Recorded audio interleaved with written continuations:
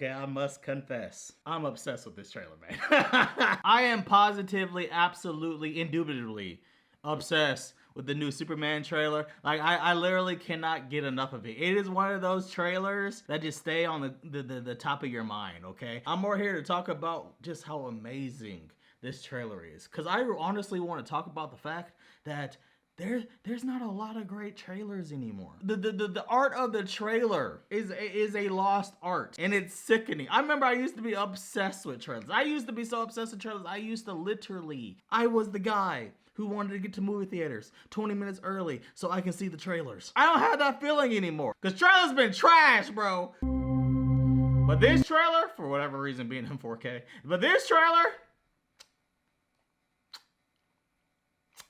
every single time it comes on for the NBA playoffs that's playing right now, I never skip it. I never change the channel. I sit down and I watch the full thing for whatever reason. It's a beautiful main trailer. Superman.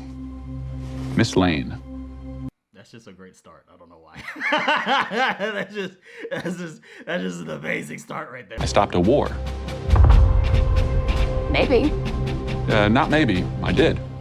I love how the fact that he asked for this interview and he still ended up getting mad in the interview. I mean, that's what you get for playing with Lois Lane like that. Saying, I can handle it. I can handle it. I wasn't representing anybody except for me and doing good. He's getting triggered so bad right now, man. I gotta say, every time I see this shot, I love it more and more. Okay, now I kind of get the whole like Superman thing that they be comparing it to. That be like, what do you do?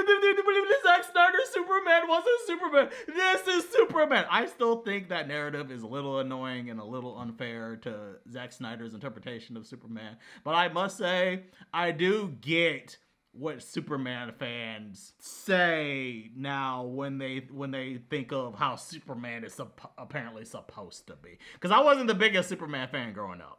Okay, actually, I didn't like Superman at all growing up. But as I got older, I started liking Superman more, and now I really see like what makes Superman Superman. I mean, Spider-Man's still better, but I see the appeal of Superman.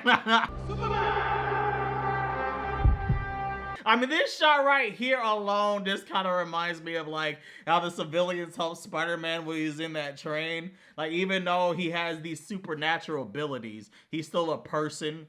I know he's not human, but he still grew up as a human. So it's just like he's still one of the people, just a person that's set out with different powers. I get it, Superman fans, okay? I get the appeal. You can shut up now. He's not a god, okay? I get it. That being said, this is still an ugly suit, okay? This suit is terrible. I'm sorry, James.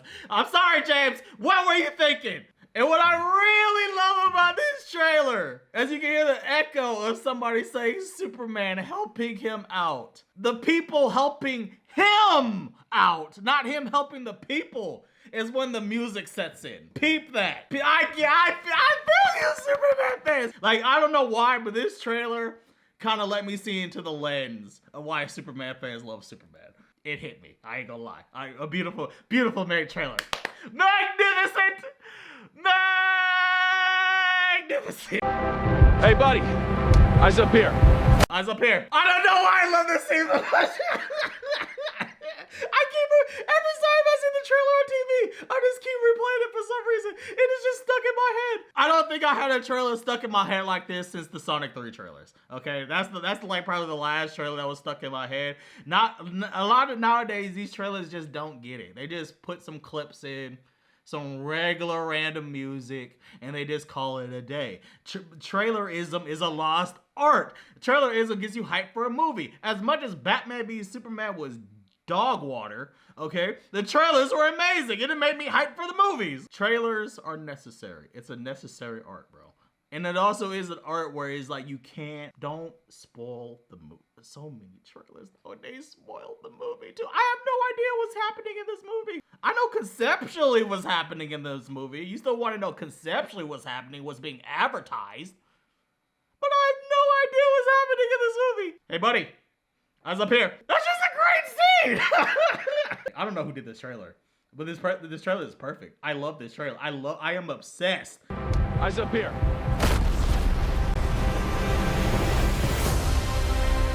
I know I'm late to the party talking about the trailer, but I've seen this trailer so many times at this point that I just had to talk about it.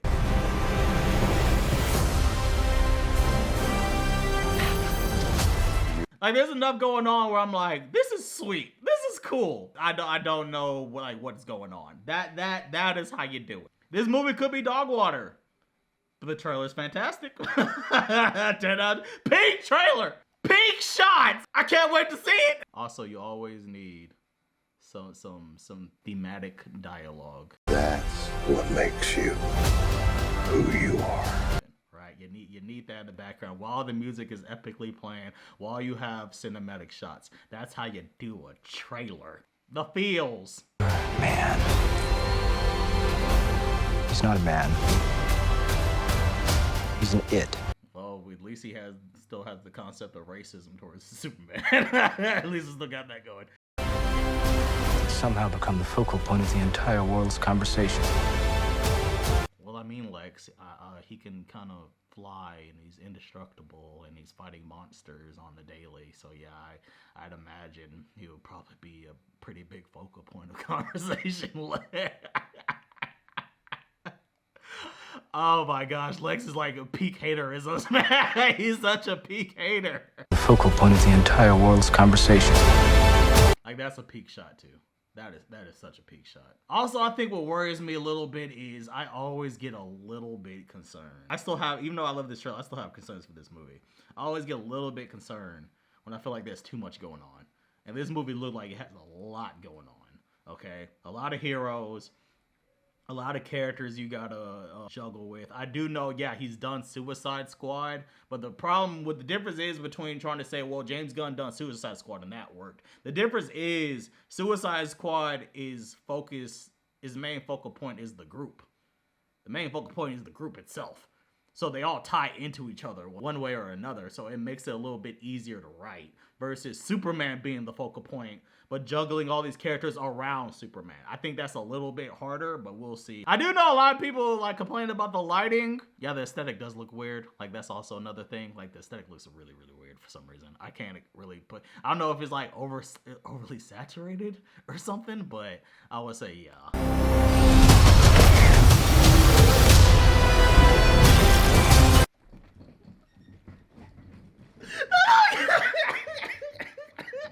One, Green Lantern finally aura farming. We haven't seen aura farming like this in literally Jon Stewart in the original Justice League animated series for so. I know some people are on the internet is like, this is not how the Green Lantern ring works. It has to come from the ring. One, I don't care, okay? I'm not even gonna act like I really care about the Green Lantern like that. I just need Green Lantern to look cool. Like, we ain't never get this aura farming from Green Lantern. I don't care how the ring works. I just want him to look cool for once, okay? He has to look cool since the early 2000s. Now, he looks so cool that I just randomly, while I'm walking, especially outside, I would just see a car and I'd be like, flick, and I'm like imagining like I'm flipping the car. Like, you would want to do that. That looks freaking cool. That's so smooth. I mean, he might have killed somebody. That might be unfortunate, but he did it so smooth. I see the appeal. Right when his mom is talking about his suit. Go get him for you. Right when the music sets in as he's flying in. That's pink right there! That's a pink trailer! That's how you do a trailer! That's how you drive!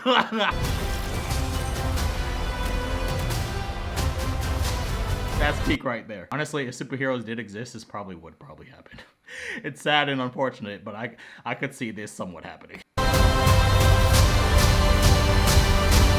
Also, I saw a lot of people have a problem with this scene too. Like I said, I'm not the biggest Superman guy. Most of my knowledge comes from the animated verse. I know the comic book version has him have all the powers in the world, but most the Supermans I've watched, he's not indestructible. He can be hurt. And I don't mean hurt like as in, oh, just kryptonite hurt. I mean like he can, if someone comes in and hits him hard enough, he can be hurt. Okay, so I don't know which Superman y'all been watching. I know we had the Death Battle of Superman where he can, like, you know, go so trillion times fast and he can hold infinity and whatnot. I guess if you talking about that Superman, but I guess the one version James Gunn is going, he's like, yeah, he can be in pain. Apparently a lot of people had a problem with this because the sun is healing him. I don't know if y'all ever healed from broken bones, especially quadrillion times as fast as he's probably getting healed right now, but I imagine that would be painful. That's a beautiful OST, by the way.